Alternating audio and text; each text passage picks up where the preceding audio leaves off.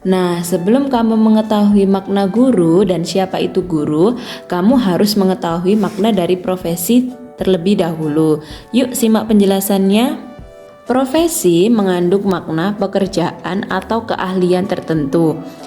Profesi dapat diartikan sebagai bidang pekerjaan yang dilandasi dengan pendidikan keahlian tertentu menurut Kamus Besar Bahasa Indonesia tahun 2002.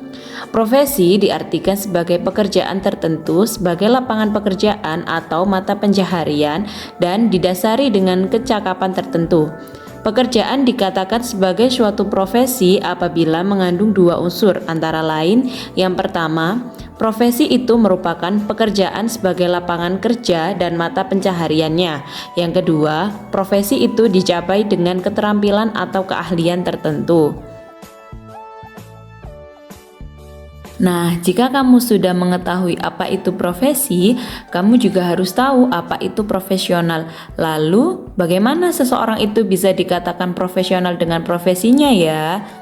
Menurut Muhaimin, dalam kajiannya menegaskan bahwa seseorang dikatakan profesional apabila melekat pada dirinya 3 hal pokok, yaitu yang pertama, sikap dedikatif yang tinggi terhadap tugasnya.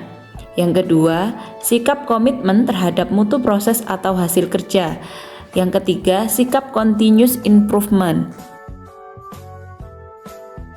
Sebelum ke topik yang lebih dalam tentang guru dalam kajian Islam, kamu harus tahu nih, apa sih sebenarnya makna dari guru sendiri? Perlu kalian ketahui, makna guru merupakan istilah asli Indonesia.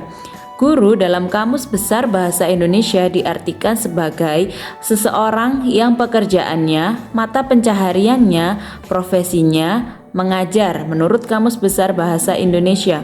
Guru merupakan salah satu profesi dalam kehidupan bermasyarakat di samping profesi-profesi lain. Lalu, siapa itu guru? Secara umum, pengertian guru adalah seorang tenaga pendidik profesional yang mendidik, mengajarkan suatu ilmu, membimbing, melatih, memberikan penilaian, serta melakukan evaluasi kepada peserta didik. Definisi guru adalah seorang yang telah mengabdikan dirinya untuk mengajarkan suatu ilmu, mendidik, mengarahkan, dan melatih muridnya agar memahami ilmu pengetahuan yang diajarkan tersebut.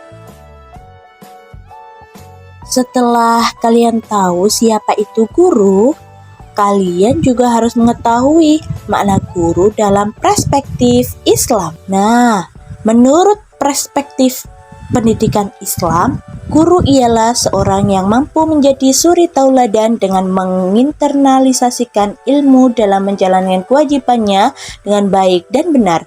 Profesi guru memiliki kedudukan yang sangat mulia dan dihormati dalam Islam. Guru sebagai fasilitator pendidikan dianggap sebagai agen penting dalam mencerdaskan umat, memperbaiki moralitas, dan mengajarkan nilai-nilai Islam kepada generasi muda. Islam begitu menghormati seorang pendidik, bahkan ada yang menyebutkan bahwa kedudukan guru tepat berada di bawah pada Nabi dan Rasul. Menghormati guru juga menjadi kewajiban bagi setiap muslim. Hal ini menjadi salah satu cara mendapat keridhaan Allah Subhanahu wa Ta'ala. Oleh karena itu, menjadi seorang guru bukanlah hanya sekedar sebuah profesi, tetapi juga sebuah panggilan yang penuh tanggung jawab dan kehormatan. Nah, selain dalam perspektif Islam, kamu juga perlu mengetahui guru dalam perspektif Al-Quran. Terdapat 4 poin yang wajib kamu ketahui tentang guru dalam perspektif Al-Quran. Yang pertama, yaitu Allah Subhanahu wa Ta'ala. Allah Subhanahu wa Ta'ala merupakan guru dalam menyampaikan wahyunya kepada para nabi. Kemudian, para nabi menyebarkan kepada seluruh umatnya sebagai petunjuk dalam menjalankan kehidupan. Yang kedua, Nabi Muhammad. Allah Subhanahu wa Ta'ala langsung menunjuk Nabi Muhammad Sallallahu Alaihi Wasallam sebagai guru, karena Nabi Muhammad SAW diberitahu tentang semua nilai-nilai kehidupan oleh Allah Subhanahu wa Ta'ala yang kemudian disebarkan kepada seluruh umatnya. Yang ketiga, orang tua. Orang tua merupakan seorang guru pertama yang bertanggung jawab untuk membimbing serta mendidik anaknya dalam lingkungan keluarga. Yang keempat, orang lain. Orang lain merupakan seseorang yang mendukung, menolong, dan membimbing anak didik dengan menyeluruh. Orang lain biasanya dikenal dengan sebutan guru. Nah, dalam konteks pendidikan Islam, ada 6 istilah dalam Islam yang bermakna dengan makna guru. Sebagaimana yang dikutip oleh Muhaimin, terdapat 6 istilah tersebut adalah ustadz, mu'alim, murabbi, mursyid, mudarris, dan mu'adib. Masing-masing istilah tersebut mempunyai makna yang spesifik yang dapat membedakan dengan yang lainnya, antara lain yang pertama yaitu ustadz. Dalam realitas kehidupan di Timur Tengah, sebenarnya ustadz dipergunakan untuk menunjuk seorang profesor atau guru besar. Sedangkan dalam konteks keindonesiaan, ustadz dimaknai sebagai guru agama atau guru besar laki-laki. Yang kedua, murabbi. Istilah ini berasal dari rabbai, merupakan fi'il mazid dari rabba yang berarti tumbuh, berkembang. Maka murabbi berarti orang yang menumbuhkan atau mengembangkan. Istilah ini jarang dipergunakan dalam dunia pendidikan di Indonesia. Yang ketiga, mu'alim. Istilah ini berasal dari alama, merupakan fi'il mazid dari alima yang bermakna arafahu au tayaqqana, dalam kurung mengetahui dan meyakininya. Mu'alim berarti yang mengajarkan. Mu'alim dalam konteks keindonesiaan juga dimaknai sebagai ahli agama atau guru agama. Juga diartikan sebagai penunjuk jalan, dipergunakan biasanya dalam dunia pelayaran. Yang keempat yaitu mu'adib. Istilah ini berasal dari adaba yang merupakan fi'il mazid dari aduba.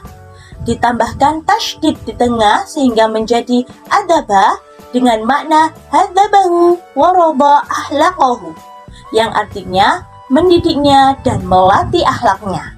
Yang kelima, mudarris.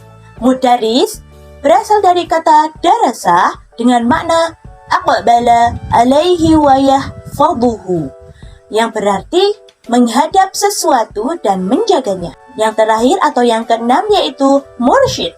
Istilah ini berasal dari arsyada, merupakan fi'il mazid dari rasyada dengan tambahan hamzah yang berarti memberi petunjuk. Maka mursyid berarti orang yang memberikan petunjuk atau nasihat.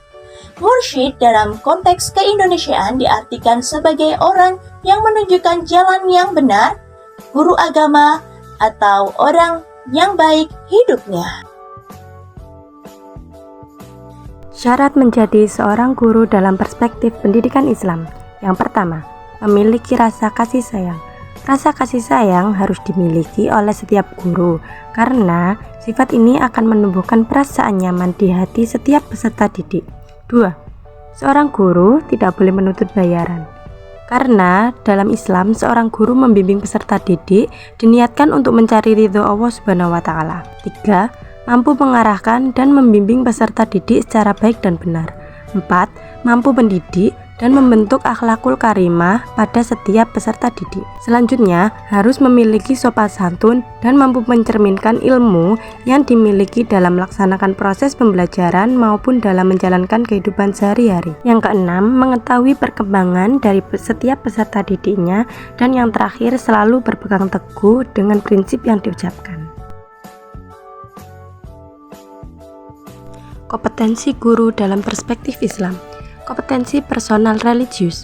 Kompetensi personal religius yaitu sebuah keahlian dasar yang digunakan oleh seorang guru sebagai acuan dalam menyampaikan nilai-nilai spiritual pada seluruh peserta didik secara baik dan benar. Kompetensi sosial religius.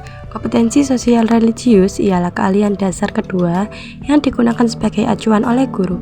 Seorang guru harus mampu menyelesaikan permasalahan-permasalahan sosial sesuai dengan syariat Islam yang kemudian diimplementasikan kepada seluruh peserta didik. Yang terakhir, kompetensi profesional religius. Kompetensi profesional religius merupakan keahlian dasar ketiga yang digunakan sebagai acuan oleh seorang guru. Guru harus melaksanakan kewajibannya dengan profesional dan penuh tanggung jawab sesuai aturan dan syariat Islam yang sudah ditentukan. Karakter guru. Menurut pendapat Muhammad Atiyah Al-Abrashi, seorang guru perlu mempunyai 7 karakter yang terdiri atas: pertama, memiliki sikap zuhud; kedua, memiliki sopan santun dan akhlakul karimah; ketiga, ikhlas dalam menjalankan profesinya; keempat, bersifat pemaaf kepada siapapun; kelima, harus bisa menempatkan posisinya sebelum menjadi seorang guru; keenam, mengetahui karakteristik setiap peserta didiknya; ketujuh, mampu menguasai ilmu yang akan diajarkan atau disampaikan. Tugas guru. Yang pertama, mengasihi anak didiknya seperti halnya mengasihi anaknya sendiri dalam upaya menyelamatkan anak didik dari api neraka. 2. Tidak menuntut bayaran. Ucapan terima kasih atas ilmu yang diajarkannya kepada anak didiknya, kecuali hanya mengharapkan ridha Allah. 3. Memberikan nasihat kepada anak didiknya untuk menuntut ilmu secara bertahap dari ilmu jali menuju ilmu khafi sesuai dengan prinsip kemudahan. 4. Memberi nasihat anak didik yang jelek akhlaknya dengan bahasa yang halus jika memungkinkan dan penuh kasih sayang.